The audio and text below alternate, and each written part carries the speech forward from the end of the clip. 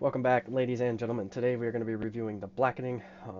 Clearly, I look a lot better than I did a few days ago. I still feel a little crappy, but way better than I did the other night. This movie came out back in 2022. It had a short theatrical run of, I think, only like 2 weeks, but I thought it was a great movie and a fun one to watch.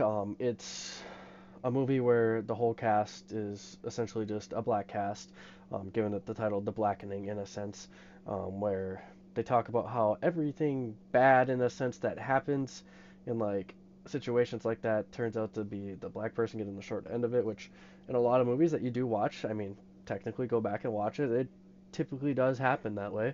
As much as I hate to say it like that, but um, in this movie we kind of see a game being played here. The blackface killer in this movie, well, killers, I should say, in this movie is essentially making them play a game here. And realistically, it's just more so of a truth type game with some challenges along the way. This leads to some fun and irritating moments between a bunch of these characters, but the cast that they picked I thought was great. You got one, Jay Farrow in this movie, who is hilarious. I love listening to that guy do voice impersonations. But on top of it, you got Jermaine Fowler in this movie, and I'm trying to think of what other movies he's in here. Let me just pull it up here quick. I know he's been in movies that I've watched before. Ricky Stenicki was a good movie there by him that came out last year.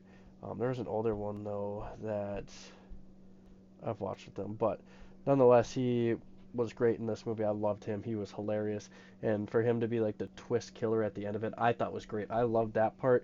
I had a feeling partway through the movie, like with the way things were being played on out, I had a feeling that he was, and my feeling was correct towards the end. I just wasn't expecting three different killers technically, because he does hire two twins to kind of just be the blackface killers, who we see right at the start of the movie, which was the other nice thing. We kind of get a glimpse of who it was at the start of the movie, which brought back some older, like slasher type movies of characters that we knew were gonna do something, and those characters in the beginning weren't useless like side characters. They were there for a purpose, and the purpose showed at the end of the movie, which I really liked. But if you guys like a comedy horror, I definitely recommend checking this on out. It was a lot of fun. I watched it twice in theaters. It was great. I really enjoyed it. I've watched it a handful of times since. It always gives me a good laugh. Like if a movie can make you laugh time and time again, you definitely gotta watch it.